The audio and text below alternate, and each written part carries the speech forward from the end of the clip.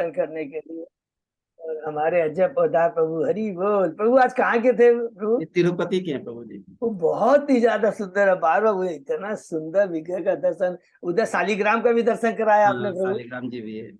अरे वो कितना सुंदर संगवान। धन्यवाद अजय प्रताप को, सब भक्तों को धन्यवाद सुंदर कीर्तन में भाग लेने के लिए। अभी हम लोग मंगलाचरण करते हैं। ओम अज्ञान तिमिरांधस्य ज्ञानांजन शलाकया चक्षुरुन्मीलितं येन तस्मै श्री गुरुवे नमः। श्री चैतन्य मनोभीष्टं स्थापितं येन भूतले स्वयं रूप कदा मह्यं ददाति स्वपदान्तिकम्। वन्देऽहं श्री गुरु श्री युगपद कमलं श्री गुरु वैष्णवांच श्री रूपं साग्रजातं सहगना रघुनाथं वितं तं सजीवं स्वादेतं स्वावभूतं परिजं सहितं कृष्ण चैतन्य देवं श्री राधा कृष्ण पादान सहगना ललिता श्री विशाखावितांत च नम ओम विष्णु पादाय कृष्ण प्रेष्ठाय भूतले श्रीमते भक्ति वेदांत स्वामिन इति नामने। नमस्ते सारस्वती देवे गौरवाणी प्रचारिणे निर्विशेषा शून्यवादी पाश्चात्य देश तारिणे वांछा कल्पतरुभ्यश्च कृपा सिन्धुभ्येव च पतितानां पावनेभ्यो वैष्णवेभ्यो नमो नमः। नमो महावदान्याय कृष्ण प्रेम पदायते कृष्णाय कृष्ण चैतन्य नामने गौरत्मिषे नमः। हे कृष्ण करुणा सिंधु दीन बंधु जगतपते गोपेश गोपिका कांत राधा कांत नमस्तुते। तप्त कांचन गौरांगी राधे बिंदाबनेश्वरी विश्वानुसुते देवी प्रणमामि हरिप्रिये। नीलांचल निवासाय नित्याय परमात्मने बलभद्र सुभद्रायां जगन्नाथाय ते नमः। जय श्री कृष्ण चैतन्य प्रभु नित्यानंद श्री अद्वैत गदाधर श्रीवासादि गौर भक्तवृंद। मुखं करोति वाचालं पंगु लंघे गिम यत्कृपातमहं वन्दे श्री गुरुं दीनतारिणं परमानंद माधवं श्री चैतन्येश्वरं। हरे कृष्ण कृष्ण कृष्ण हरे हरे, हरे राम राम राम हरे हरे। श्री श्री मंगलाचरण की जय, शिला प्रभुपाद की जय। हरे कृष्णा। आज के इस भगवत चर्चा में, भगवत कथा में सभी भक्तों का हार्दिक स्वागत है। सभी भक्तों के चरणों में मेरा सादर दंडवत प्रणाम है। राधा गोविंद गुरु आचार्य साधु परम वैष्णव परम भागवती असीम कृपा से हम लोग श्रीमद् भागवतम की चर्चा कर पा रहे हैं। हम लोग कैंटो 4 के 22वें अध्याय में हैं। चतुष्कुमारों से पृथु महाराज की भेंट। लास्ट क्लास में किस प्रकार चतुष्कुमार हम बद्ध जीवों को पृथु महाराज के माध्यम से बहुत दिव्य शिक्षा प्रदान करते हैं। और इसके पहले हमने जो 21 अध्याय समाप्त किए उसको संक्षेप में दोहराते हैं। पहला अध्याय है, शीर्षक है स्वयंभू मनुष्य की पुत्रों की वंशावली, आकृति पशु की, देहु की। दूसरा अध्याय में है दक्ष का शिव जी को शाप, जिसमें किस प्रकार दक्ष अपमानित करता है शिव जी को। तीसरा अध्याय है माता सती शिव का संवाद, जिसमें भगवान शिव माता सती को उसके पिता दक्ष द्वारा आयोजित बृहस्पति यज्ञ में जाने को मना करते हैं। चौथा अध्याय में है माता सती द्वारा देह त्याग। उसमें जब माता सती किस प्रकार अपने पिता दक्ष के यज्ञ स्थल में जाकर करके भगवान शिव के परम वैष्णव का ग्लोरिफिकेशन करती है और अपनी योग शक्ति से अग्नि को उत्पन्न करके अपने शरीर के उसमें त्याग देती है। पांचवा अध्याय में है, शीर्षक है शिव द्वारा यज्ञ के दक्ष के यज्ञ का विध्वंस जो किया जाता है वीरभद्र द्वारा।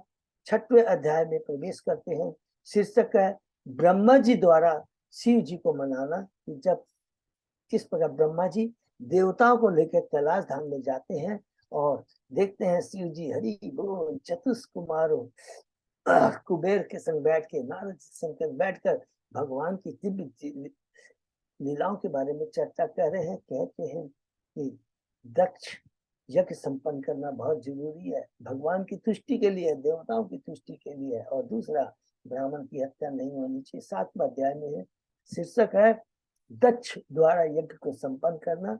शिव जी की जब आदेश पाते हैं ब्रह्मा जी से, यज्ञ स्थल में जाते हैं और दक्ष को बकरे का धड़ प्रदान करते हैं और उसके द्वारा यज्ञ संपन्न होता है। भगवान स्वयं विष्णु आकर के दक्ष को शिक्षा देते हैं।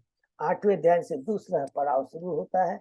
यहाँ शुरू होता है श्याम मनु के पुत्र वंशावली के बारे में। प्रथम पुत्र है उत्तानपाद और दूसरा भी हम लोग पढ़ेंगे 5वें कैंटे में प्रियव्रत के बारे में। तो उत्तानपाद है, उनका पुत्र है ध्रुव। शीर्षक है ध्रुव महाराज का गृह त्याग और वनगमन। इसके पहले हमने पढ़ा था अधर्म कैसे मूसा से ब्याह कर करके और उनसे जो संतान होती है अधर्मी होती है। इसमें बहुत सुंदर है, शास्त्रों में पूरा वर्णन है कि किस प्रकार दो अलग गोत्र में ब्याह होना चाहिए। बहुत सुंदर, मतलब बहुत डिटेल चीजें हैं, अलग से भी हम लोग पढ़ सकते हैं। और ध्रुव महाराज किस प्रकार अपनी माता सुनीति और अपने गुरु नारद की कृपा से मधुबन वन में जाकर के यमुना नदी के तट पे ओम नमो भगवते वासुदेव तो मंत्र कर करके भगवान को पसंद करते हैं, भगवान को याद करते हैं। 90वें अध्याय में प्रवेश करते हैं।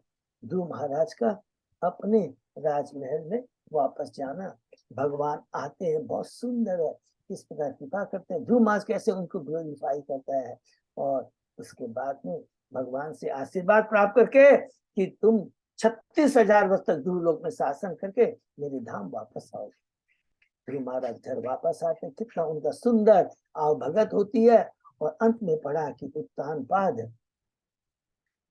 जब देखते हैं मेरा पुत्र राज सिंहासन बैठने के योग्य होता है, महल को छोड़ के चले जाते हैं। 10वें अध्याय में हम लोग प्रवेश करते हैं। शीर्षक है यक्षों से ध्रुव महाराज का युद्ध। उसमें हमने पढ़ा किस प्रकार ध्रुव महाराज राज सिंहासन पर बैठ करते हैं, विवाह करते हैं, संतानें होती हैं और यक्ष से युद्ध करते हैं। 11वें अध्याय में प्रवेश करते हैं। स्वयंभू मनु द्वारा ध्रुव महाराज को सलाह देना बहुत सुंदर है कि जब स्वयंभू मनु देखते हैं, देखिए ध्रुव महाराज ये सब हमेशा याद रखेंगे, ये भगवान के परम भक्त है। भगवान का आशीर्वाद मिलने के बाद में वो भगवान के संरक्षण में चला जाता है, कभी भी उसकी चेतना कलुषित नहीं होती है। हम बद्ध जीवों को खाली ज्ञान प्रदान करने के लिए, ये भौतिक जगत माया बहुत प्रबल है, जब तक कभी भी हमें धोखा दे सकती है। जैसे ध्रुव महाराज भ्रमित हो जाते हैं, क्रोध के बस में आकर यक्षों को मारना शुरू कर देते हैं और ध्रुव महाराज स्वयंभू मनु कहते हैं क्रोध की अग्नि हमारी आध्यात्मिक चेतना को डिस्टर्ब कर देती है और उसे पुनः जागृत करने के लिए, पुनः कृष्ण चेतना में आने के लिए एक ही राम बाण दवा है, हरिनाम का संकीर्तन, वो भी शुद्ध भक्तों के बीच में रहते। 12वें अध्याय में प्रवेश करते हैं, बहुत सुंदर है। शीर्षक क्या है? ध्रुव महाराज का भगवान के वैकुंठ लोक को जाना। ध्रुव महाराज अपने गुरु, अपने पितामह स्वयंभू मनु का आशीर्वाद करके आज्ञा पाकर युद्ध बंद कर देते हैं और कुबेर जी से वो आशीर्वाद प्राप्त करके कि मेरी भगवान में अखंड श्रद्धा स्मृति बनी रहे, अपने महल वापस आते हैं। भगवान का अपना राज सिंहासन चलाते हैं और अंत में बद्रिकाश्रम चले जाते हैं। वहां भगवान की भक्ति करके वैकुंठ लोक को चले जाते हैं और याद आता है बार बार कि वैकुंठ लोक में जाते वैकुंठ विमान में बैठे हुए हैं और वहां के ऋषियों को कहते हैं बद्रिका से कि मुझ पर कृपा करिए कि मैं भगवान के धाम में जाकर करके भगवान की भक्ति कर पाऊं। अर्थात भक्तों का संग और भगवान की भक्ति सदैव अनवरत कंटिन्यू चलती रहती है, चाहे भौतिक जगत में या आध्यात्मिक जगत में। 13वें अध्याय में प्रवेश करते हैं। यहाँ पर तीसरा पड़ाव आता है। हमने शंभु मनु की पुत्रियों के बारे में, उत्तानपाद के प्रथम पुत्र ध्रुव महाराज के बारे में, अब तीसरा आता है ध्रुव महाराज के वंशजों के बारे में। शीर्षक भी यही है, ध्रुव महाराज के वंशज का वर्णन, जिसमें हमने पढ़ा कि किस प्रकार ध्रुव महाराज के चले जाने के बाद उनका पुत्र वत्सर सिंहासन पर बैठता है, विवाह करता, संतानें होती है और उसके शासन काल में उनका पुत्र उनके वंशज में आते हैं कौन? अंग महाराज, हरि बोल। और उनका पुत्र रहता है बेन।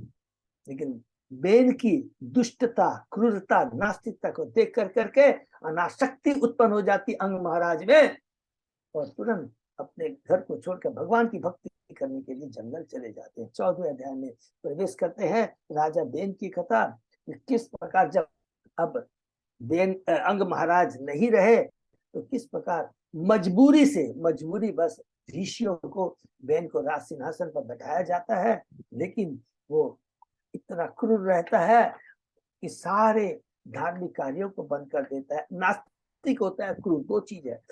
नास्तिक सारे धर्म कर्मों को बंद कर देता है, इतना ही नहीं, और वो प्रजा जिसकी रक्षक है उनको दंड देता है, बिना किसी दोष के उनको मारता है। 15वें अध्याय में उसमें फिर हमने देखा कि ऋषि क्रोधित होकर के अपनी हुंकार से उसे मार देते हैं, और उसके जांग, उसके सौ के, उसके शरीर के जो जांग होता है उससे मंथन कर करके जितनी भी उसके शरीर में कलुषिता थी वो निषाद नाम की एक जो जाति है उसमें चली जाती है, और आज भी वो निषाद जाति पाप कर्मों में निवृत्त। बहुत सुंदर वर्णन यहाँ बताया। 15वें अध्याय में प्रवेश करते हैं। पृथु महाराज की उत्पत्ति और अभिषेक किस प्रकार बैन, और अभी हमने वही पढ़ा है अभी कि बैन के शरीर से के बाहों का मंथन कर कर करके प्रकट होता है कपल, पृथु महाराज और अर्ची, याद आ जा रहा है। और जब अभी कहते हैं, अभी हम लोग 22 अध्याय में पढ़ने जा रहे हैं, को रिलेट करेंगे कि मैं आपको क्या दूं, मेरे पास तो साधुओं का उच्छिष्ट है, क्योंकि ये मुझे जो शरीर मिला है साधुओं की कृपा से मिला है, तो मैं आपको कुछ नहीं दे सकता हूँ। बहुत सुंदर बात कहते हैं। और किस प्रकार पृथु महाराज का ग्लोरिफिकेशन होता है, लेकिन ग्लोरिफिकेशन के लिए पृथु महाराज कहते हैं जब तक ये प्रूफ नहीं हो जाए कि वास्तव में ये ग्लोरिफिकेशन के उपयुक्त क्वालिफाइड है, नहीं करना चाहिए। मैंने तो अभी कोई ऐसे काम नहीं किए कि आप मेरा ग्लोरिफिकेशन करें। तो उसके उत्तर में हम लोग 16वें अध्याय में प्रवेश करते हैं। शीर्षक है बंदी जनों द्वारा पृथु महाराज की प्रशंसा। बंदी जन कहते हैं शास्त्र गुरु ब्रह्मा जी ने कहा है, भगवान के शक्ति का भी अवतार है, और आप एकमात्र उपयुक्त पात्र हैं अवश्य ग्लोरिफिकेशन के लिए, क्योंकि जितना हम आपका ग्लोरिफिकेशन करेंगे हमारी कलुषित चेतना में उतना परिवर्तन आएगा, शुद्धता आएगी। आप पृथ्वी का दोहन करेंगे, पृथ्वी को समतल करेंगे, आप अश्वमेध यज्ञ करेंगे, पृथु चतुष्कुमारों से ज्ञान प्राप्त करेंगे, और अंत में प्रजा पर सुंदर शासन करते हुए उन्हें 3 तापों से मुक्त कर देंगे। 17वें अध्याय में प्रवेश करते हैं। महाराज पृथ्वी पर कुपित होना बहुत ही सुंदर इसमें बताया गया। शिक्षा, महाराज पृथ्वी को कहते हैं तुम्हारा जो कर्तव्य तुम पूरा नहीं करते। पृथ्वी कहती है अगर आप मुझे मार देंगे तो नागरिकों का कल्याण कैसे होगा। महाराज भगवान कहते हैं पृथ्वी, मैं अपनी योग शक्ति से प्रजा का पालन करूंगा, जो कुछ भी है कृष्ण के ऊपर है। कृष्ण ही क्या है, सृष्टि करता, पालन करता, संहार करते हैं। जीव सोचता है कि मैं करता हूँ, ये हमारा अंधविश्वास है। 18वें अध्याय में प्रवेश करते हैं। पृथु महाराज द्वारा पृथ्वी का दोहन करते हैं, पृथ्वी को समतल बनाते हैं, और उसके बाद बड़े प्लानिंग से योजना बना करके ग्रामों और नगर की व्यवस्था करते हैं। 19वें अध्याय में प्रवेश करते हैं। राजा पृथु के 100 अश्वमेध यज्ञ, इसमें पृथु महाराज यज्ञ करते हैं। 100वां जब यज्ञ करने अश्वमेध करते हैं, 100वां अश्वमेध में इंद्र बाधा उत्पन्न करता है, क्रोधित हो जाते हैं, और उनके राज्य में जो ऋषि थे जो यज्ञ करवा रहे थे, कहते थे हम अपने मंत्र की शक्ति से इंद्र का आह्वान करके उसी बलि दे देंगे। तुरंत ब्रह्मा जी आते हैं। बहुत सुंदर बात है, देखो जो 2 भक्त होते हैं, बहुत सुंदर, इतनी माने बार शिक्षा है कि भक्तों का काम है भगवान के आदेश को ध्यान में रख कर करके जीवन यापन करना प्रजा को। ब्रह्मा जी बहुत सीनियर, पृथ्वी महाराज शक्ति वेश अवतार है, इंद्र स्वर्ग के राजा है। देखिए दोनों कितने सीनियर हैं, लेकिन बड़ा समझ रहती है, और ईर्ष्या सदैव रहती है। इंद्र है सतोगुणी लेवल पर, देवता सदुन, लेकिन फिर भी क्या है, ईर्ष्या से वो अछूता नहीं है। तो कहते हैं पृथु महाराज ऐसा कोई कारण नहीं करो। और क्या कहते हैं कि जिस प्रकार के ऊंचे जैसा जैसा आप आचरण बड़े करेंगे, नीचे लोग भी वैसा ही उसको पालन करेंगे। देखो ना ये इंद्र हो कर करके सन्यास का छद्म वेश में आकर करके गलत कार्य कर रहा है। लोग कहेंगे कि हाँ हमको भी छद्म वेश में काम करना चाहिए, और उसका दुर्भाग्य कि प्रभुपाद जी कहते हैं उसी दिन से ये प्रथा शुरू हुई कि जैसे पाखंडी साधु छद्म वेश में है, इंद्रिय तृप्ति में लालायित रहते हैं और भोली भाली जनता को डिस्टर्ब करते हैं। बहुत सुंदर शिक्षा। तुरंत यज्ञ बंद करो हे पृथ्वी। 20वें अध्याय में प्रवेश करते हैं। शीर्षक है महाराज पृथु के यज्ञ समय भगवान विष्णु का प्राकट्य। भगवान प्रसन्न होते हैं, बिना भगवान प्रसन्न हुए नहीं दर्शन देते हैं। दक्ष ने बहुत गलत काम किया था, लेकिन जैसे ही वो सरेंडर हो जाता है शिव जी के सामने, क्षमा वैष्णवपति अपना जो अपराध किया था क्षमा मांगता है, तुरंत यज्ञ संपन्न होता है और स्वयं भगवान विष्णु आते हैं। तो यहाँ पर भी पृथ्वी महाराज खुश हो जाते हैं कि देखो मेरा भक्त, इसके माध्यम से हमें शिक्षा देते हैं, मेरा भक्त भौतिक लाभ के लिए, भौतिक प्रतिष्ठा के लिए कभी लालच नहीं रहता है। सो असमय का उसके यज्ञ की लालच नहीं रहा। एक बार गुरु ने कहा तुरंत छोड़ दिया। कहते हैं हे पृथु मैं तुमसे बहुत प्रसन्न हूँ, बस एक चीज याद रखना, उत्तम कोटि के उच्च कोटना के भक्तों से आशा नहीं की जाती है वो माया के द्वारा प्रभावित हो। तुम्हारा तो कर्तव्य है, तुम राजर्षि हो, तुम्हारा कर्तव्य है प्रजा को संरक्षण प्रदान करना। पृथु महाराज भगवान को ग्लोरीफाई करके कहते हैं हे प्रभु न तो मुझे भौतिक सुख चाहिए, न मैं ब्रह्म ज्योति में विलीन होना चाहता हूँ, मुझे तो 10 लाख कान दीजिए जिससे मैं भगवान के शुद्ध भक्तों के मुखार बिंद से आपके नाम गुलाव का समय कीर्तन कर सकूं। हरि बोल। बहुत कहते हैं, और कहते हैं अंत में बहुत सुंदर बात कहते हैं, अरे आप तो पिता हैं, एक पिता को बोलने की दरकार नहीं है कि पुत्र को क्या चीज की दरकार है। बहुत सुंदर है। उसके बाद पृथु महाराज अपने महल में वापस आ जाते हैं। 21 अध्याय में हम लोग प्रवेश करते हैं। शीर्षक है महाराज पृथु द्वारा उपदेश। बहुत सुंदर उपदेश है पृथु महाराज का कि सिंहासन पर बैठते हैं नंबर 1। उसके बाद में एक यज्ञ संपन्न करते हैं जिसमें राजा, राजर्षि, देवता, पितृ लोग सभी लोगों को बुलाते हैं और एक ही बात कहते हैं कि भगवान का आदेश है कि वर्णाश्रम धर्म का पालन होना चाहिए, और ये 12 महाजन भी कहते हैं।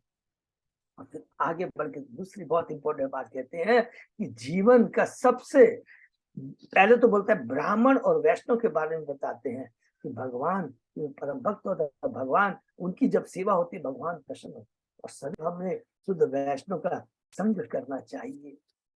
और कहते हैं कि आप मुझे आशीर्वाद दीजिए कि शुद्ध भक्तों की चरण धूली मेरे मस्तक में धारण कर सकूं। हरि बोल।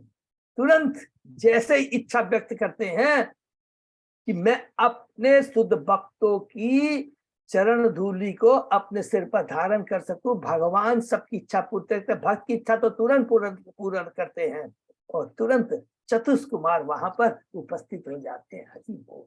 आप जहां कहीं भी देखेंगे, व्यास देव जी चिंता कर रहे थे, हमने कैंटो 1 में पढ़ा कि मैंने इतने उपनिषद, उतने पुराण, सब कुछ महाभारत सब कुछ लिखा है, मन की शांति नहीं है, लगता है मैंने भगवान की लीलाओं का वर्णन डिटेल में नहीं किया। तुरंत नारद जी को भेज देते हैं। आप कहीं भी आप देखिएगा तुरंत भगवान तैयार रहते हैं। पृथु ध्रुव महाराज को देखा, माता सुनीति कहती है तुम्हें भगवान की भक्ति करनी चाहिए, तुम्हारी इच्छा कोई दूसरा पूरा नहीं कर सकते हैं। तुरंत नारद मुनि को भेज देते हैं कि पूरा आप देखिएगा। आप में, हम लोग में जब भी हृदय से, दिल से, बिना निस्वार्थ भाव से भगवान को पुकारेंगे, भगवान जरूर स्वयं आएंगे, अपने भक्तों को भेज देंगे। ये बहुत इंपॉर्टेंट है।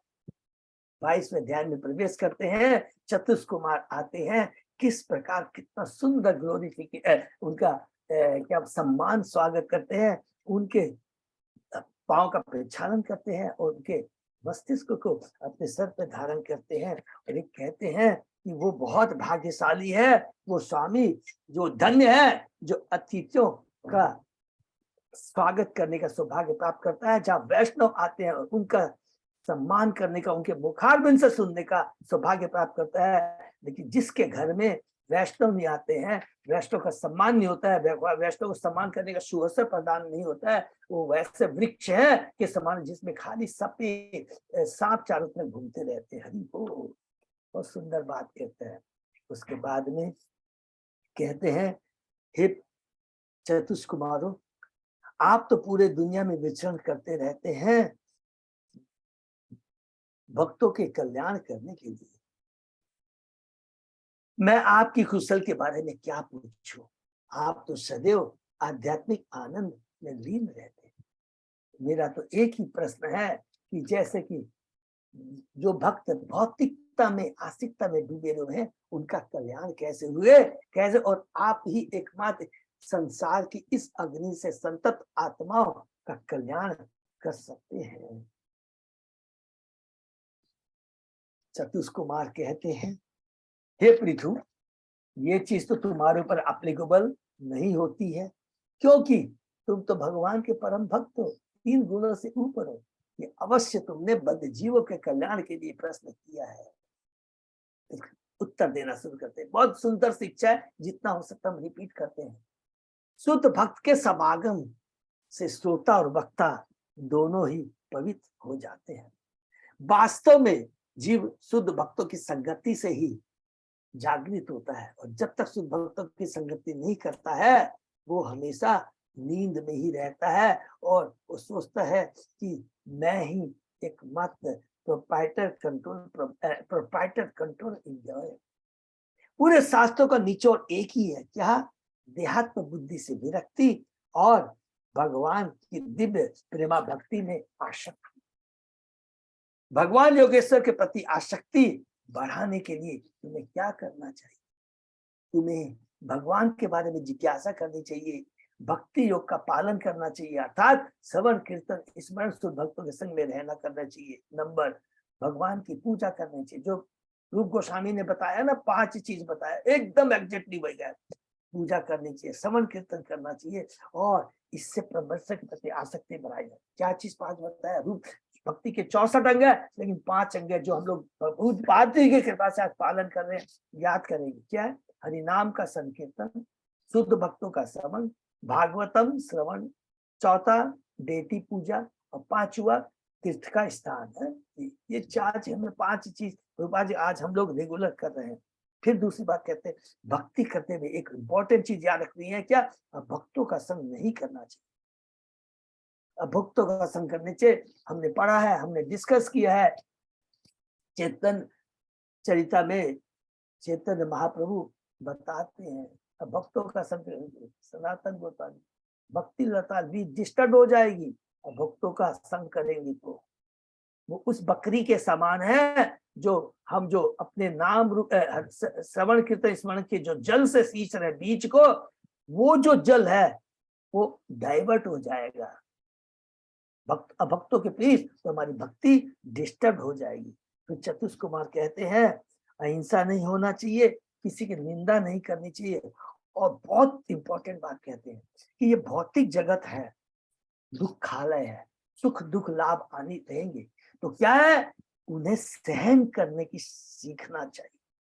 सहन करने के लिए सीखना कहते हैं स्वयं भगवान दे देंगे शक्ति, फिर भी हमारा मेंटली डिस्टर्ब रहना चाहिए। कैसे? मेंटली प्रिपेयर्ड रहना चाहिए। क्या?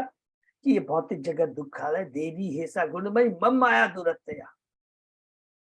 तो कहते कि ये भौतिक जगत है। 5 पांडव को याद करेंगे, उनका हमने पढ़ा, आज भगवान उनके संग में है, लेकिन क्या उनका कष्ट नहीं आए? लेकिन कुंती महारानी एक ही बात कहती है, हे प्रभु, हे कृष्ण, हे देवकी के पुत्र, ये कष्ट हमारे पास सदैव आते रहे। कितनी सुंदर गहरी बात कहती है। बोलती क्यों? अगर कष्ट आते रहेंगे तुम हमारे सामने रहोगे, और जब तुम हमारे सामने रहोगे तो जन्म मृत्यु के ब्याज आदि से मुक्त होना तो निश्चित ही है। जहाँ कृष्ण कृष्ण के भक्त होते हैं वह मृत्यु, कोई भौतिक जगत के दुख हमें कष्ट नहीं दे सकते। भगवान की लीलाओं का श्रवण करो, जो भक्तों के कानों के आभूषण है। जितना सिद्ध पुरुषों सुनने का करेंगे, उतना ही हमारी क्या होगा? बहुत सुंदर बात। जितना हम श्रवण कीर्तन करेंगे, उससे क्या होगा? बहुत इंपॉर्टेंट है, उतनी असत्य के प्रति जो आसक्ति है वो दूर होती चली जाएगी। फिर कहते हैं, दिव्य स्थिति में होने से भगवान की इच्छाओं के अतिरिक्त कोई भी कार्य करने की, कोई भी चीज पाने की रुचि नहीं रह जाती है। केवल भगवान की भक्ति, भक्तों का संग की रुचि रहती है, उसके अलावा कोई रुचि नहीं। दिव्य स्थिति के प्राप्त होने पर सर्वत्र श्री कृष्ण का ही दर्शन होता रहता है। हरि बोल। मूल चेतना की इच्छा इधर उधर होने से बहुत सुंदर बात कहते हैं, हम अपनी पूर्व स्थिति को भूल जाते हैं। दो चीज बताते हैं, अगर हमारी भौतिक इच्छा होती है तो दो चीजों का नुकसान होता है। पहला, अपनी मूल चेतना को खूब भूल जाते हैं। मूल चेतना क्या है? हम कृष्ण के दास हैं। तो दूसरी कहते हैं कि क्या, कि ये भौतिक जगत है, उसके प्रति जो आसक्ति है, सोचते हैं अरे इस भौतिक जगत में बहुत आनंद है। तो दो नुकसान होता है। तो हमेशा कृष्ण चेतना में ही रहना चाहिए। और कहते हैं जहाँ भगवान की भक्ति नहीं होती है, भक्ति शून्य होती है, ज्ञान और भक्ति जो शून्य होता है, उसको अगली योनि वृक्ष की योनि मिलती है। फिर कहते हैं देखो, धर्म अर्थ काम मोक्ष, ये तो ठीक है, ये तो सारे नष्ट होते हैं, धर्म और काम नष्ट हो जाते हैं। जहां तक मोक्ष की बात है, ब्रह्म ज्योति में नहीं, हमें किसकी इच्छा करनी चाहिए? वो मोक्ष की प्राप्ति मीन्स हमें तो भगवान विष्णु के धाम पहुंचने की चिंता करनी चाहिए। यही वास्तविक मोक्ष है, न कि निर्गुण ब्रह्म में तादम्य, क्योंकि मनुष्य को उस निर्गुण ब्रह्म में पुनः इस संसार में नीचे आना पड़ता है। हरि बोल। उच्चतर लोक भी नष्ट होते हैं ब्रह्मांड के। भगवान ईश्वर का इसलिए कहते हैं कि भगवान अपने भक्तों को कोई ऐश्वर्य का वरदान नहीं देते हैं, बल्कि जब देखते हैं कि मेरा भक्त भौतिक आसक्ति में आकर मेरे भूल जा रहा है, तो उसके धन को छीन लेते हैं। और ये धन जब छीनते हैं, इसे भगवान की कृपा ही समझनी चाहिए। भगवान भौतिक कलम से परे, फिर अब भगवान ईश्वर तत्व के बारे में लास्ट में हमने पढ़ते हैं। भगवान क्या है कि भौतिक जगत की कलम से परे और एकमात्र उन्हीं की शरण में जाना चाहिए। बहुत सुंदर बात कहते हैं जो हमने पिछली क्लास में पढ़ा। जो भक्त में बहुत इंपॉर्टेंट श्लोक नोट कर लेंगे 39 और 40 प्लीज, है जो हमने लास्ट चतुष्क कुमारों का शिक्षा है पृथु महाराज के माध्यम से हम बंधु को। क्या कहते हैं? जो भक्तगण नित्य भगवान के चरण कमलों के अंगूठों की सेवा में रत रहते हैं, वे सकाम कर्म की दृढ़ ग्रंथि में इच्छाओं को सरलता से झेल लेते हैं। भक्तगण, ज्ञानी तथा योगी इंद्र तृप्ति की तरंगों को रोकने का प्रयास करके भी ऐसा नहीं कर पाते। अतः तुम्हें मेरा फाइनल आदेश है कि तुम वसुदेव के पुत्र श्री कृष्ण की भक्ति में लग जाओ। हरि बोल। प्रभुपाद जी कहते हैं ज्ञानी लोग परमेश्वर से एकाकार होने की इच्छा बनाए रखते हैं, किंतु ऐसी इच्छा को काम वास्ता ही मानना चाहिए, क्योंकि अपनी इंद्रिय तृप्ति के लिए। उसी प्रकार योगी योग शक्ति की अष्ट सिद्धि की कामना करते हैं, ये भी काम वासना है। किंतु भक्त इच्छा रहित होने के कारण पवित्र हो जाते हैं। उन्हें इच्छाओं को रोकने के लिए कोई भी अलग से कोई कृत्रिम उपाय करने की दरकार नहीं होती है। भगवान के चरण कमलों के अंगूठे के संरक्षण में इच्छाएं आध्यात्मिक सुख की साधन बन जाती है। हरि बोल।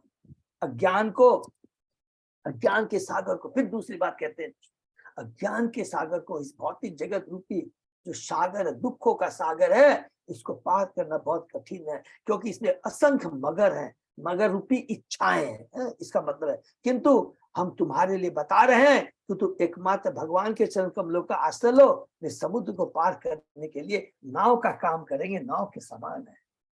ये इच्छा यहाँ खत्म होता है।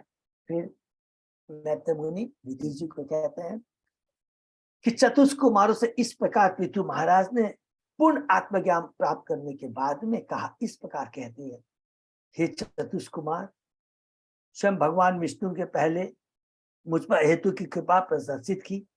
क्या प्रदर्शित की थी? कि उन्होंने भविष्यवाणी की थी, उन्होंने संकेत दिया था कि आप लोग मेरे घर आएंगे। हरि बोल। आप लोग उसी आशीर्वाद को पूरा करने के लिए यहाँ आए हैं। श्री प्रभुपाद जी बहुत सुंदर बात कहते हैं, जो कि हमेशा याद रखना चाहिए, जो अभी हमने डिस्कस भी किया। भगवान जो भविष्यवाणी करते हैं, वे किसी भक्त के माध्यम से पूरा करते हैं। जैसे चैतन्य महाप्रभु की वाणी को पूरा करने के लिए भगवान ने स्वयं आए। नंबर 1 भक्ति विनोद ठाकुर को भेजा। सरस्वती प्रभुपाद जी के गुरु सच्चिदानंद ठाकुर को भेजा और उन्होंने खुद के बारे में नहीं लिखा, खुद चेतन महाप्रभु ने भगवान को हमारे प्रभुपाद जी को भेजा। हरि बोल। मेरे पास जो है साधु पुरुषों का उच्छिष्ट है। फिर अंत में कहते हैं पृथु महाराज के, जो अभी हमने डिस्कस किया था कि बैन के शरीर से जो उनका बाहों का जो मंथन हुआ था उसी से तो उनको शरीर मिला ना। तो कहते हैं मेरा तो जो कृपा है, मेरा ये जो शरीर है सब कुछ है साधु पुरुषों का उच्छिष्ट है। हरि बोल। फिर अंत में कहते हैं कि मेरा हे ब्राह्मण, मेरे प्राण, मेरी पत्नी, मेरे बच्चे, घर का साथ सामान, मेरा राज्य, सेना, पृथ्वी तथा विशेष रूप से मेरा खजाना, ये सब आपको समर्पित है। हरि बोल। यहाँ तक हमने पढ़ा और उसके आगे हम लोग आज तक। ओम नमो भगवते वासुदेवाय। ओम नमो भगवते वासुदेवाय। ओम नमो भगवते वासुदेवाय। नारायण नमस्कृत्य नरं चैव नरोत्तमं देवी सरस्वती व्यासं ततो जयम् उदीरये। नष्टायेषु अभद्रेषु नित्यं भागवत सेवया भगवती उत्तम श्लोके भक्ति भवति नैष्ठिकी।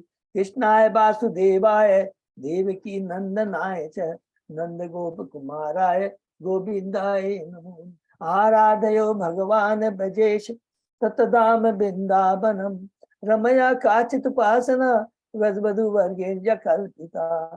श्रीमद् भागवतम प्रमाणम अम्लम प्रेमा पुमर्तो महान। श्री चैतन्य महाप्रभो मतम इदम तत् आदरो न पर। हरे कृष्ण कृष्ण कृष्ण हरे हरे, हरे राम राम राम हरे। कैंटो 4 चैप्टर 22 श्लोक नंबर 45 है कि प्रभु? हाँ प्रभु जी 45 से। Thank you sir. तो हम लोग शुरू करते हैं। सेनापत्यम च राज्यम च दंड नेतृत्वम एव च सर्वलोक अधिपत्यम च वेद शास्त्रवित अर्हति।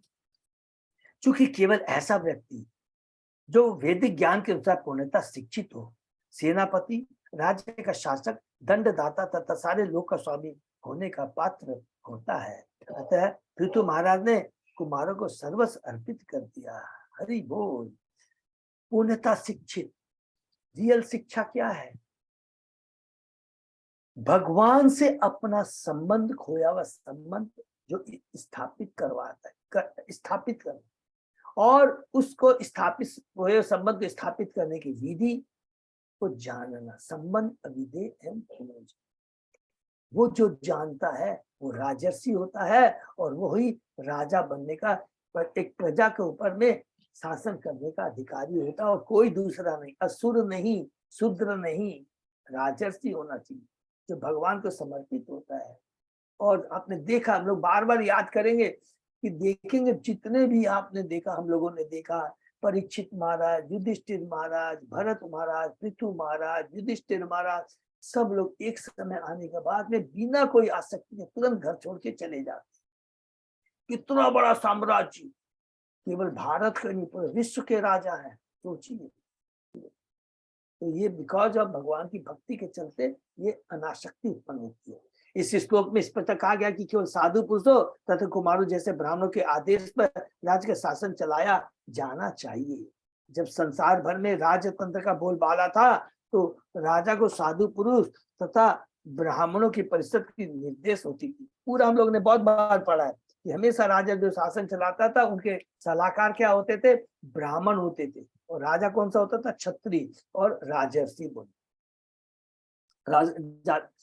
राज्य का शासक राजा ब्राह्मणों के दास के रूप में अपना कार्य करता था। ऐसा नहीं था कि ब्राह्मण या राजा तानाशाह थे, नहीं, वे अपने को राज्य का स्वामी समझते थे। इसको अंडरलाइन करने, अपने राज्य का स्वामी नहीं समझते थे, इसको तो भगवान का है।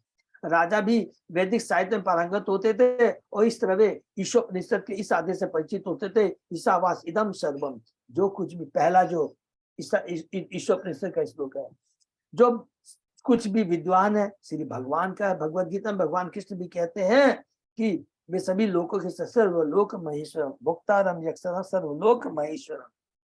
ऐसा होने से कोई भी अपने को राज का स्वामी नहीं कह सकता। राज्य के राजा राष्ट्रपति या अध्यक्ष को यह सदैव इसमें रखना चाहिए कि वे स्वामी नहीं अपितु दास है, नंबर 1, और दास से बड़ा कोई पोस्ट नहीं है। वर्तमान युग में राजा या राष्ट्रपति ये भूल जाते हैं कि वे ईश्वर के दास हैं, वे अपने को जनता का दास समझते हैं। वर्तमान प्रजातंत्र सरकार अपने को जनता की सरकार घोषित करती है, ऐसी सरकार तो जनता द्वारा जनता के लिए, किंतु वेदों में इस प्रकार की सरकार की स्वीकृति नहीं दी गई। वेदों का मत है कि राज्य का संचालन भगवान को प्रसन्न करने के लिए होना चाहिए, अतः इसे भगवान के प्रतिनिधियों द्वारा शासित होना चाहिए। बहुत सुंदर बात है। हमने पढ़ा था पृथु महाराज को भगवान विष्णु आते हैं 20वें अध्याय में, तुम्हें प्रजा को संरक्षण प्रदान करना है। संरक्षण ये नहीं कि मैं सारी भौतिक चीजें दे दिया, नहीं, वो ठीक है, जरूरी है। वास्तविक संरक्षण है भगवान से जोड़ना, भगवान की भक्ति प्रदान करना। यदि राज्य का अध्यक्ष वैदिक ज्ञान से विहीन हो तो उसे शासक नहीं किया जाना चाहिए। वैदिक ज्ञान, जिसको भगवान के बारे में ज्ञान नहीं है, तो उसे राज सिंहासन पर नहीं बैठे देना चाहिए। इस स्तोत्र में स्पष्ट उल्लेख है कि सभी उच्च अधिकारी पद ऐसे व्यक्तियों के लिए है जो वेदों की शिक्षाओं से विज्ञ हो। वेद सातविद अरहति। वेदों में निश्चित आदेश है कि राजा, सेनापति, सैनिक तथा नागरिक इस प्रकार आचरण करें। दुर्भाग्यवश इस युग में अनेक ऐसे तथा के दार्शनिक हैं जो किसी प्रमाण का उदाहरण दिए बिना आदेश देते हैं, और अनेक नेता उनके अवैधानिक आदेश का पालन करते हैं। फलतः लोग प्रसन्न नहीं है, सुखी नहीं है। कार्ल मार्क्स द्वारा प्रस्तुत द्वंद्वात्मक साम्यवाद का आधुनिक सिद्धांत, जिसका अनुसरण साम्यवादी सरकारें कर रही है, पूर्ण नहीं। वैदिक साम्यवाद के अनुसार राज्य के किसी भी व्यक्ति को भूखों नहीं मरना चाहिए। इस समय ऐसी अनेक भ्रष्ट संस्थाएं जो भूखे लोगों को भोजन प्रदान करने के उद्देश्य से जनता के धन एकत्र कर रही है, किंतु वे इस धन का निश्चित रूप से दुरुपयोग कर रही है अपनी नीति के लिए। वैदिक आदेशों के सरकार को ऐसी व्यवस्था करनी चाहिए कि भूखमरी का प्रश्न ही न उठे। श्रीमद् भागवत में कहा गया कि गृहस्थ को चाहिए कि वह छिपकली या सर्प तक को भूखे न मरने दे, उन्हें भी भोजन दिया जाना चाहिए। वास्तव में भूखमरी का प्रश्न ही नहीं उठता, क्योंकि प्रत्येक वस्तु भगवान की है और वे ऐसी व्यवस्था करते हैं कि हर एक को भोजन मिले। इसको भी अंडरलाइन कर लेंगे। लेकिन दुर्भाग्यवश हम लोग उसका क्या है, there is no proper distribution of income and wealth। वेदों में कठोर में कहा गया एको बहु नाम योग विदधाति कामः। परमेश्वर हर एक को जीवन की आवश्यक वस्तु प्रदान करते, चींटी से लेकर ब्रह्मा तक। अतः भूखमरी का प्रश्न नहीं उठता। यदि कोई भूखों मरता है तो तथाकथित शासक, अधीक्षक या राष्ट्रपति की दुर्व्यवस्था के कारण ऐसा होता है। अतः यह स्पष्ट है, जो व्यक्ति वैदिक आदेशों में पारंगत, वेद शास्त्र न हो, वह राष्ट्रपति, अधीक्षक आदि का चुनाव न लड़े। पहले राजा राजर्षि होते थे, इसको भी अंडरलाइन कर दिया। केवल राजा नहीं, वो राजर्षि होते थे। राजर्षि का मतलब राजा में फर्क हमने कई बार डिस्कस किया। वो जो शास्त्रों के बारे में जाने, भगवान क्या बोलना चाहते उसको समझे, जिसका अर्थ होता है कि यद्यपि वे राजा की तरह से कार्य करते थे, किंतु वे साधु पुरुष होते थे। साधु पुरुष का मतलब क्या हुआ, बिना आसक्ति के, बिना स्वार्थ के भगवान के आदेशों को सिरोधार्य कर करके शासन चलाते थे, क्योंकि वे वेदों की आज्ञाओं का पालन चलाते थे और साधु पुरुष तथा ब्राह्मणों के आदेशों के अनुसार राज्य करते थे। इस व्यवस्था के अनुसार आज के सारे राष्ट्रपति, अधीक्षक तथा मुख्य अधिकारी अपने अपने पदों के लिए अयोग्य हैं, क्योंकि उन्हें वैदिक प्रशासनिक ज्ञान नहीं है और वे बड़े बड़े साधुओं तथा ब्राह्मणों से निर्देश प्राप्त नहीं करते। वेदों तथा ब्राह्मणों के आदेश की अवज्ञा के कारण ही पृथु महाराज के पिता राजा बेन को ब्राह्मणों ने मार डाला था। हरि बोल। अतः पृथु महाराज भली बातें जानते थे कि उन्हें साधु पुरुष तो तब ब्राह्मणों के सेवक रूप में इस लोक का शासन करना शोभा देता है। स्वमेव ब्राह्मणो भुंगते स्वं वस्त्रेश्वर ददाति च तस्यैवानुग्रह गृह्णानम् भुंजते क्षत्रियादय। क्षत्रिय वैश्य संस्कृत केवल ब्राह्मणों की कृपा से अपना भोजन प्राप्त करते हैं। केवल ब्राह्मण ही ऐसे हैं जो अपनी ही संपत्ति का भोग करते हैं, अपने कपड़े पहनते हैं और अपना ही धन दान में देते हैं। बहुत सुंदर। भगवान की पूजा नमो ब्राह्मण देवाय गो ब्राह्मण हिताय च हम लोग करके करते हैं, शब्दों से की जाती है, जिससे सूचित होता है कि परमेश्वर ब्राह्मणों को पूज्य देव मानते हैं। परमेश्वर सबों द्वारा पूज्य है, किंतु अन्यों को शिक्षा देने के लिए वे ब्राह्मणों की पूजा करते हैं। हरि बोल। क्योंकि ब्राह्मण क्या होते हैं? भगवान के मुख है। ठीक है ना, सबको मालूम है। प्रत्येक व्यक्ति को ब्राह्मणों के आदेशों का पालन करना चाहिए, क्योंकि उनका एकमात्र कार्य शब्द ब्रह्म अर्थात वैदिक ज्ञान को सारे संसार में प्रसारित करना है। जब भी वैदिक ज्ञान के प्रसार हेतु ब्राह्मणों का अभाव होता है तो मानव समाज में अव्यवस्था फैल जाती है। चूंकि ब्राह्मण तथा वैष्णव भगवान के प्रत्यक्ष सेवक होते हैं, अतः वे अन्यों पर आश्रित नहीं रहते। वास्तव में संसार की सारी वस्तु ब्राह्मणों की है, किंतु वे विनयवश क्षत्रिय, राजाओं तथा वैश्यों या व्यापारियों के से दान ग्रहण करते हैं। प्रत्येक वस्तु ब्राह्मणों की, किंतु छत्तीस सरकार तथा व्यापारी वर्ग को चाहिए कि प्रत्येक वस्तु को बैंकरों की भांति अपनी अमानत में न रखे। बैंकरों, बहुत सुंदर है, बैंकरों की भांति अपनी अमानत में रखे। जब भी ब्राह्मणों को धन की आवश्यकता पड़े तो क्षत्रिय वैश्य तुरंत उसकी पूर्ति करे। यह बचत खाता की भांति है, जिसका जमा करता इच्छा अनुसार अपना धन निकालता है। बहुत सुंदर बात लिखा है कि सारे आदेश भगवान के हैं।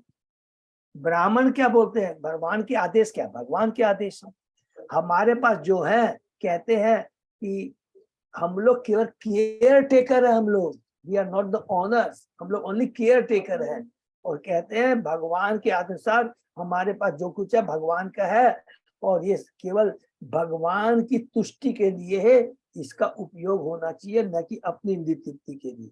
भगवान की सेवा में रहने का ब्राह्मणों का इतना समय नहीं कि संसार भर की अर्थव्यवस्था को संभाले, तथा सारी पूंजी क्षत्रिय राजाओं द्वारा रखी जाती है, जो ब्राह्मणों के मांगने पर उस पूंजी को प्रस्तुत करते हैं। वास्तव में ब्राह्मण या वैष्णव पराये खर्च पर जीवन यापन नहीं करते। हरि बोल। वो जो हम लोग कहते हैं हमने ब्राह्मण को दिया, अरे भगवान ने तुमको दिया है, और ब्राह्मण तुमको बताएंगे इसका कैसे सदुपयोग हो।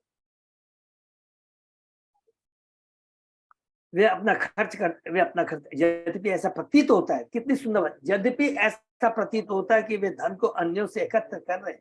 क्षत्रिय तथा वैश्य को दान देने का अधिकार नहीं है, क्योंकि उनके पास जो कुछ भी रहता है वह ब्राह्मणों का होता है। अतः ब्राह्मणों के, बहुत ध्यान से सुनिए, क्योंकि उन्हें उनका जो कुछ रहता है वह ब्राह्मणों को होता है, अतः केवल ब्राह्मणों के आदेश पर ही क्षत्रिय तथा वैश्य दान दे सकते हैं। अर्थात भगवान जो चाहते हैं, कहते हैं कि मेरी जो संपत्ति है, ईशोपनिषद का पहला श्लोक मंत्र में बोला है, जो कुछ भी है कृष्ण का है, भगवान का है। और भगवान ने एक एक जीव के लिए निर्धारित कर दिया है कि उसका कितना भाग है। उसके अलावा यदि कोई दूसरा भोगने की चेष्टा करता तो वो चोर है। बस सिंपल लिखा है। और इस चीज का कैसे डिस्ट्रीब्यूशन हो, किसको कैसे दिया चाहिए, ये एडवाइस कौन देता है? ब्राह्मण देता है। ब्राह्मण भगवान के मुख होते हैं। भगवान, ब्राह्मण जो मुख से बोलता है, मैंने भगवान बोलते। इतना साइंटिफिक जवाब है। देखिए, दुर्भाग्य इस समय ब्राह्मणों का अभाव है, चूंकि तथाकथित क्षत्रिय वैश्य ब्राह्मण के आदेश का पालन नहीं करते, फलस्वरूप संसार में अराजकता फैली हुई है। इस श्लोक की दूसरी पंक्ति से ज्ञात होता है कि क्षत्रिय वैश्य तथा शुद्ध ब्राह्मण की कृपा से ही भोजन पाते हैं। हरि बोल। दूसरे शब्दों में, उन्हें ब्राह्मण द्वारा वर्जित कोई भी चीज नहीं खानी चाहिए। ब्राह्मण तथा वैष्णव जानते हैं कि क्या खाना चाहिए, और वे कोई ऐसी वस्तु नहीं खाते जो पहले भगवान को चढ़ाई जा चुकी है। अर्थात भगवान को भोग लगाकर ही प्रसाद खाना चाहिए। वे केवल प्रसाद अर्थात भगवान को अर्पित भोजन का जूठन खाते हैं।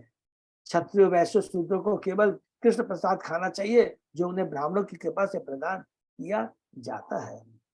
वे कसाई घर खोलकर मांस, मछली या अंडा नहीं खा सकते, न शराब पी सकते हैं, न बिना किसी अनुमति के इस कार्य के लिए धन अर्जित कर सकते हैं।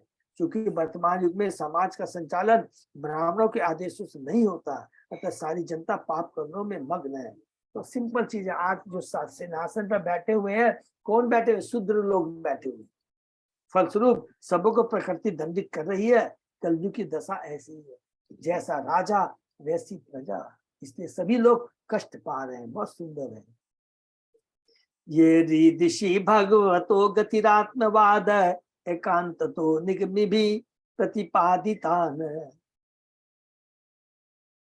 तुष्यन्तु अभद्र करुणा स्वकृतेन नित्यम को नाम तत्प्रति करोति विनोद पात्रम।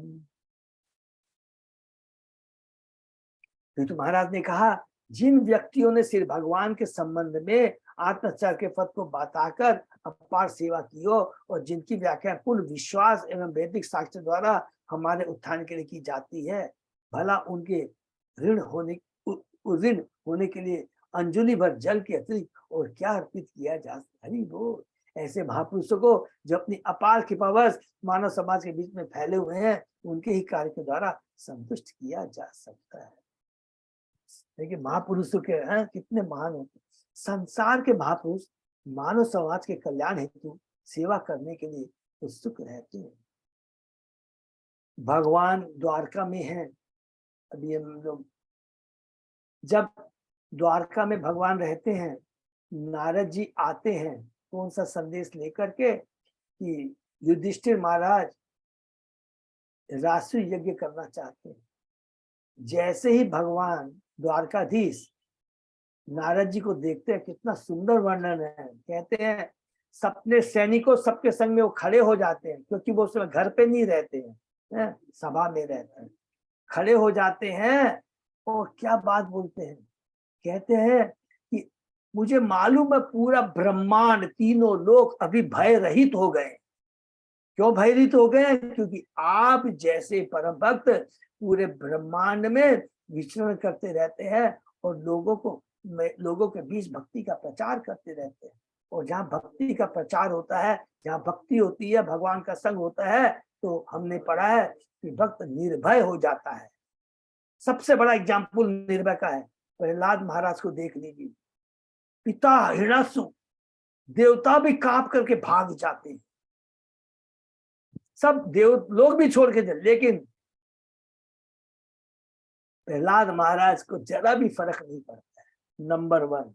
नंबर 2, जब भगवान नरसिंह भगवान अवतार लेते हैं, इवन लक्ष्मी जी भी घबरा जाती है, भगवान के पास नहीं जाना चाहती है, घबरा जाती है। शिव ब्रह्मा लक्ष्मी जी भी भगवान के रूप को देख करके घबरा जाती है। सब लोग बोलते हैं भाई हम लोग नहीं जा सकते हैं, किसको भेजते हैं? प्रहलाद महाराज को भेजते हैं। देखिए कितनी भक्ति में शक्ति होती है। संसार के वो मानव समाज का ध्यान तो सेवा करने उत्सुक रहते हैं, किंतु व्यक्ति सबसे बड़ी सेवा करता है जो भगवान के संबंध में आत्म साक्षात्कार संबंधी ज्ञान का वितरण करता है। भगवान गीता में कहते हैं जो मेरे नाम का प्रचार करता है वो मुझे सबसे ज्यादा प्रिय। समस्त जीवात्मा माया के चंगुल में है, किंतु वे अपनी वास्तविक पहचान को भूलकर शांतिपूर्ण जीवन बिताने के लिए एक शरीर से दूसरे निरंतर देहांतर करते हुए संसार में चक्कर लगाती रहती है। किंतु इन जीवात्माओं को आत्म साक्षात्कार ज्ञान न होने से मानसिक शांति तथा सुख की इच्छा रखते हुए भी चैन नहीं मिलता। कुमारगण, नारद, प्रहलाद, जनक, सुखदेव गोस्वामी, कपिल जैसे महापुरुष, माने 12 महाजनों का यहाँ नाम दे रहे हैं, तथा वैष्णव आचार्य अनुयायी एवं दास भी श्री भगवान जीवात्मा संबंधी ज्ञान का प्रचार करके मानवता की बहुमूल्य सेवा करते हैं।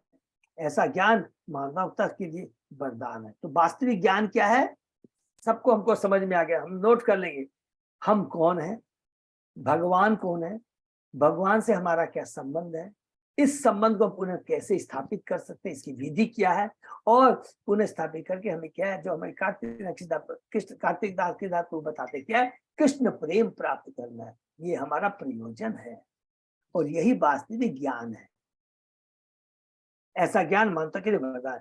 श्री कृष्ण का ज्ञान ऐसी महान भेंट है जिसका बदला नहीं चुकाया जा सकता। हरि बोल। इसलिए पृथु महाराज ने चतुर्थ कुमार से प्रार्थना की, वे जीवों को माया के चंगुल से उबारने के लिए अपने उपकारी कार्यों से ही तुष्ट। राजा ने देखा कि उनके महान कार्यों के लिए संतुष्ट करने का कोई अन्य साधन नहीं। विनोद पातम शब्द के 2 खंड किए जा सकते हैं, बिना तथा उदपातम, या फिर इसे एक ही शब्द मानने पर इसका अर्थ होगा हंसाने वाला। हरि बोल। मस्करा, मस्खरे का कार्य केवल हंसाना है, और जो व्यक्ति गुरु या कृष्ण के दिव्य संदेश के शिक्षक से उदीर्ण होने का प्रयास करता है वह मखरे की तरह उपास का पात्र बन जाता है, क्योंकि ऐसे ऋण को चुका पाना असंभव है। गुरु के, भगवान के ऋण को हम नहीं चुका सकते हैं, माँ के ऋण को कोई नहीं चुका सकता है।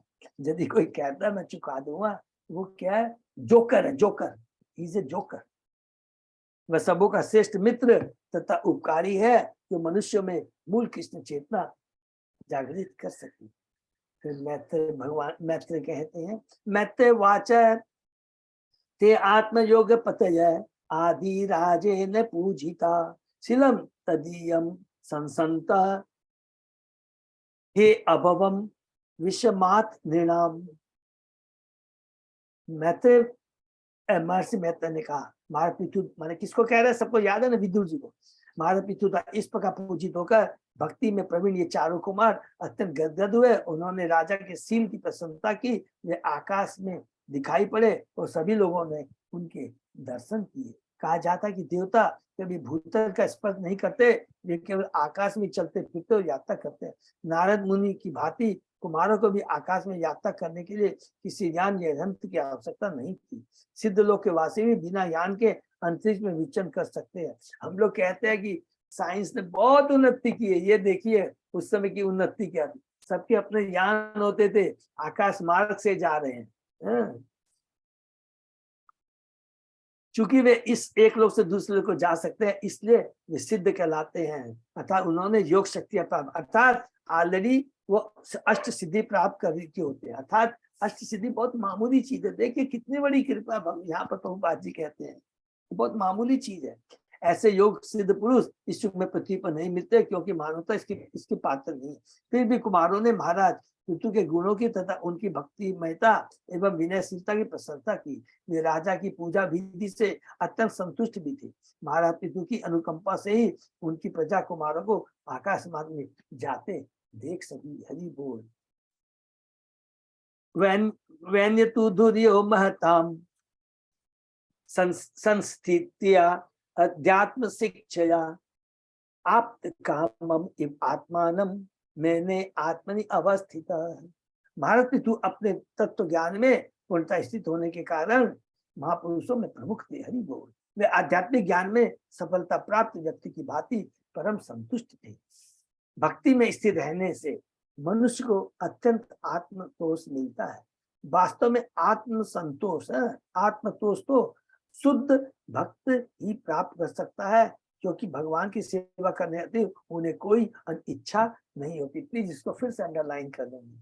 अभी हम लोगों ने पढ़ा है, सेम चीज चतुष्कुमार कहते हैं कि जो भगवान का परम भक्त होता है, भगवान की तुष्टि के लिए कार्य करने के अलावा उसकी कोई इच्छा मन अपनी इंद्रिय तृप्ति के लिए इच्छा नहीं होती है।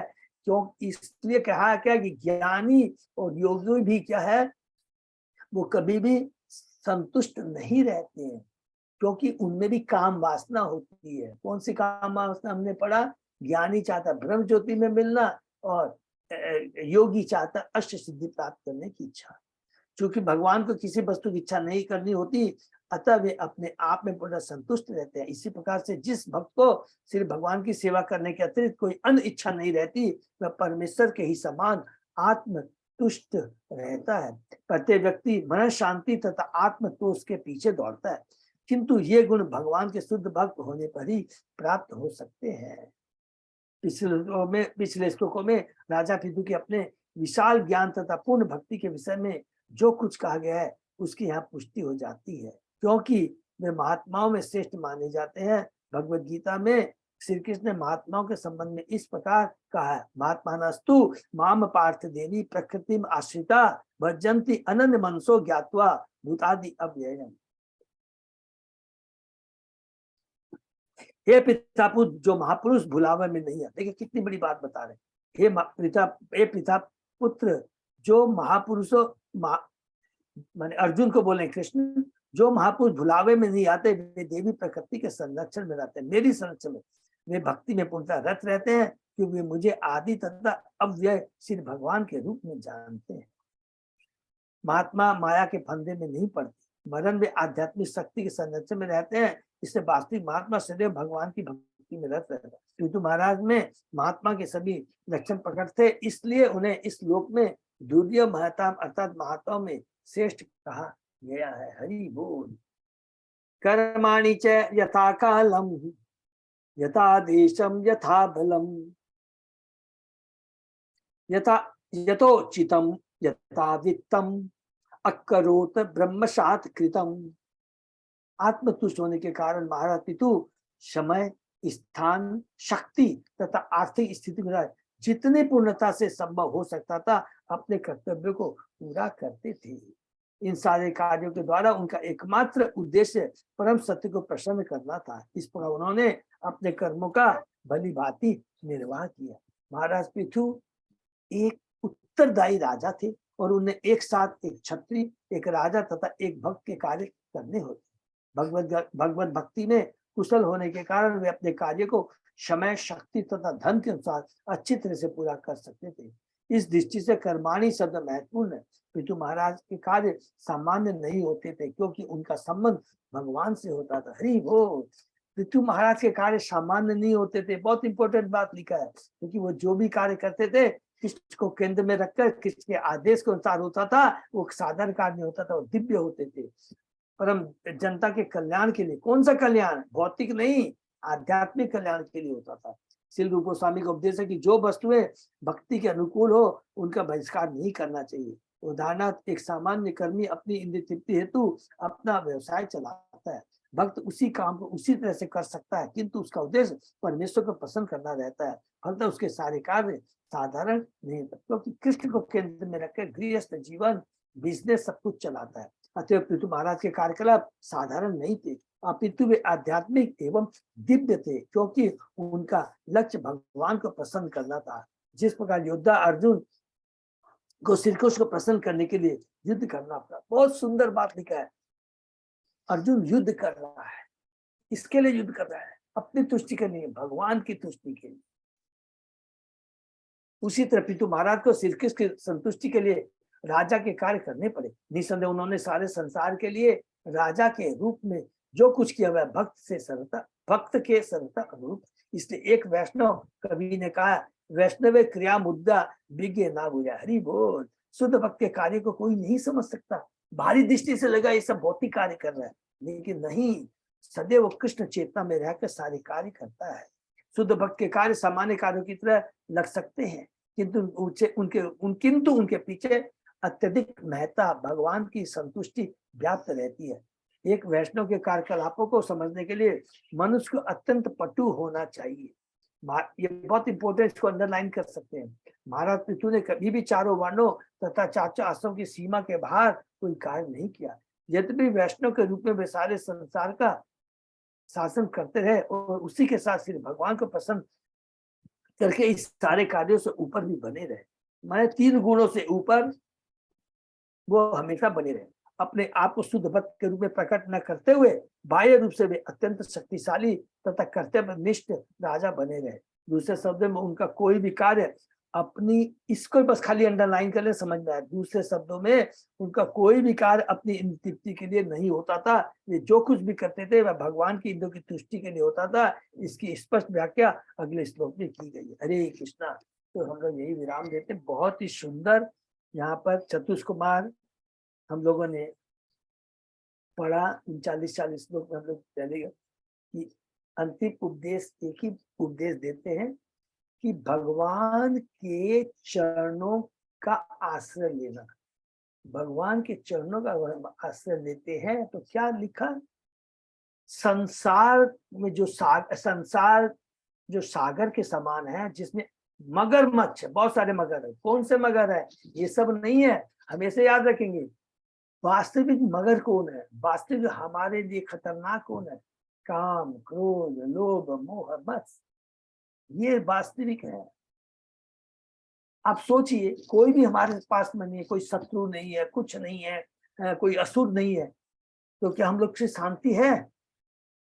जब तक भगवान से नहीं जुड़े, मन में बैठे हुए कुछ नहीं, काम, क्रोध, किसने मेरा ये कर दिया, मैंने ये कर दिया, ये मेरा पुत्र है, ये देखो मेरी पुत्री, यही शत्रु हमें डिस्टर्ब करते रहते हैं ना। सोचिए भगवत ज्ञान कितना दिव्य है। तो ये हमारे शत्रु हैं, इससे हम लोग को छुटकारा मिल सकते हैं अगर हम अपनी चेतना को कृष्णमय बनाते हैं। और ये कृष्ण चेतना के एक ही चीज का है, भगवान के शुद्ध भक्तों का संग करना है और भगवान के नाम गुजराव का श्रवण कीर्तन स्मरण करना है। यही बात चतुष्कुमार पृथु महाराज को कहते हैं। यही पृथु महाराज जब यज्ञ करते हैं अपने भक्तों को कहते हैं, राजा, राजसी, पितृगण, देवताओं को कहते हैं, सब कुछ करते हैं, एक ही चीज है। और इसे अपने जीवन में उतारने का प्रयत्न करना। हरे कृष्णा। किसी का कोई प्रश्न है तो यही विराम देते हैं।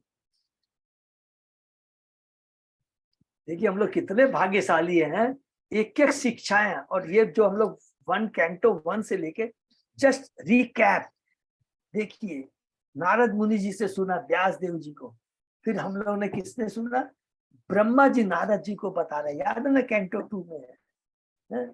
सारा चीज कैंटो 3 में किसका पढ़ा, देहूति माता को है, देहूति माता को भगवान कपिल बोलते। चौथे अध्याय में हम प्रवेश करते हैं, ध्रुव महाराज को भगवान कहते हैं, पृथ्वी महाराज के बारे में पढ़ा, चतुष कुमारों के बारे में, ये सारी चीज इतना तत्व ज्ञान है, ये हम लोग को बहुत मिला, हम लोग बहुत भाग्यशाली है। और सब में एक ही बात लिखा है कि केवल भगवान की भक्ति ही परम है, वही एकमात्र रामबाण दवा है। हरे कृष्ण। ये तो मेरा बहुत बहुत धन्यवाद सब भक्तों को। अजय पौधा प्रभु। हाँ प्रभु जी। कोई भी प्रभु है। प्रभु जी कल रामनवमी है तो कैसे करेंगे? जैसा आप लोग सब लोग बोलेंगे। मंदिर में प्रोग्राम कितने बजे से है प्रभु? अभिषेक तो 10 बजे से होगा, ऐसे सुबह राम कथा वगैरह रहेगी। राम कथा कब से शुरू है? 8:40 से। 8:40 से। तो जैसा भक्त लोग बोलेंगे, कल राम कथा कर रहे हैं, हिज ग्रेस वल्लभ चेतन प्रभु, हरि बोल। और तो जैसा बोलेंगे तो एक हरि बोल, कोई भी लीडर्स बताएंगे, श्री संगीता, राधा देवी। अगर कोई नहीं जा रहा मंदिर में, देखिए तो हम लोग ऐसे कर सकते हैं, क्लास करके एकदम 7, 7:45, 8 बजे खत्म कर देंगे। इसके बाद में हम लोग ऑनलाइन भी सुन सकते हैं और या जा भी सकते हैं। ऑनलाइन ही ठीक है, तो सुबह सुबह जाना नहीं होता है। नहीं होता है तो क्लास कर, ठीक है, ठीक। तो हम लोग क्लास करते हैं, ठीक है। राम ने बहुत बहुत धन्यवाद। और हम लोग अजय प्रताप प्रभु को धन्यवाद देंगे।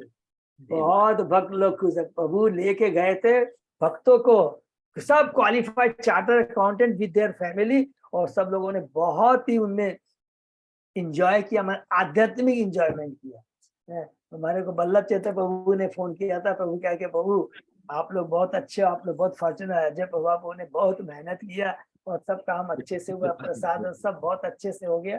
तो बहुत बहुत धन्यवाद प्रभु के लिए। प्रभु को धन्यवाद करते हैं। प्रभु के लिए हम लोग 3 बार हरि बोल बोलेंगे, हरि बोल, हरि बोल, हरि बोल। तो इस तरह हम लोग एक दूसरे को उत्साहित करेंगे, ठीक है ना। और शुक्रवार को, अच्छा अभी बोल देता हूँ, कहीं बाई चांस भूल नहीं जाऊं, फ्राइडे को जैसे कल गुरु महाराज यहाँ आए थे, तो वो एक्चुअली आए थे चेन्नई से होते हुए और सीधा मायापुर चले गए। तो वह मायापुर में रहेंगे। तो 31-1-2 3 दिन जिसकी भी इच्छा हो, पता नहीं, लेकिन बिना रूम के होगा नहीं। तो गुरु महाराज का वहाँ पे व्यास पूजा है, तो जो भी जाना चाहे तो बहुत बड़ी व्यवस्था है प्रभु जी, एकदम गीता अभी तो भवन जय प्रदा प्रभु पंडाल पूरा बड़ा बन करके। और हम लोग जिस दिन लिए संडे को 3000 डिवोटीज गीता भवन प्रसाद लिए हैं कॉमन, मतलब रोड तक लाइन थी। सोचिए इतनी बड़ी सेवा। तो वही है। तो आप लोग ऑनलाइन उनका पूरा होगा, उनका पूरा अधिवास प्लस उनका ग्लोरिफिकेशन व्यास पूजा जरूर देखेंगे। जो जा नहीं सा पाते प्लीज, बहुत बड़ा पावरफुल है, पूरे विश्व से लोग आ रहे हैं। और जैसा अजय प्रदा प्रभु ने कहा कि पाँव रखने की जगह नहीं है, तो 31 को क्लास नहीं हो पाएगी प्लीज है, क्योंकि मैं भक्तों के संग थोड़ा मायापुर जा रहा हूँ। गुरु महाराज की कृपा हम सब भक्तों के लिए प्रार्थना करूंगा। मैं हम लोग कर दीजिएगा। यस प्रभु, मैं जरूर करूंगा। आप लोग का आशीर्वाद रहेगा, आप ही लोग हमारी शक्ति है, आध्यात्मिक शक्ति। तो जाएंगे, लेकिन ऑनलाइन जरूर सब लोग देखें। फिर हम लोग उसके बाद में सोमवार से रिज्यूम करें। तो कल हम लोग क्लास करें। थैंक यू, हरे कृष्णा। सब भक्तों को बहुत बहुत धन्यवाद। हाँ, और एक लास्ट में नहीं भूल जाऊँ, 3 तारीख का मैसेज सबको मिला है ना, 3 अप्रैल का। ऑल प्रीचर्स हैं, प्रीचर्स समझ गए ना, जो लीडर्स हैं सबको अटेंड करना है। 2 जुलाई कंफर्म कर दीजिएगा प्रभु जी। प्रभु टाइमिंग का क्या हो रहा है प्रभु, बहुत वो हो रहा है, टसल हो रहा है। तो मैं एकदम सेटल नहीं कर पा रहे, तो मैं 1-2 दिन में कंफर्म करके बता दूं। But you should be mentally prepare, क्योंकि मैंने खुद स्ट्रांगली ये बोला है कि आप पता नहीं मैं गलत बोला हूँ, ऐसे मेरे को मालूम नहीं है, या थोड़ा कोई हिंट भी दे दे मेरे को कि सुबह ज्यादा अच्छा रहेगा या शाम को। सुबह मेरे को लगता है माताजी लोग के लिए प्रॉब्लम होगा, शाम को ही ठीक रहेगा। अच्छा, तो मैं भी शाम के लिए लड़ाई करूंगा। तो ये करो, ठीक है। Thank you so much for your advice. Hare Krishna, यही विराम देते हैं। ओके, हरे कृष्ण भक्तों का बहुत बहुत धन्यवाद। आगे शनि विराम करते हैं, कल सुबह 7 बजे। हरे कृष्णा। हरे कृष्ण। हरे कृष्ण प्रभु जी। हरे कृष्ण प्रभु जी।